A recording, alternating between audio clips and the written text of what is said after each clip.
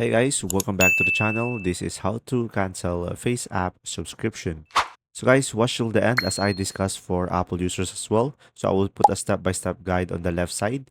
So first is just simply go to your Google Play Store and tap on your profile on the top right. And after that, just simply go for payments and subscriptions. And now from here, just tap on subscriptions. And after that, you should be able to see here your FaceApp subscription. So just simply tap on it. And after that, guys, you should be able to see down below cancel subscription. So tap on that and a pop-up will show up and just simply provide what's the reason of cancellation and tap on continue.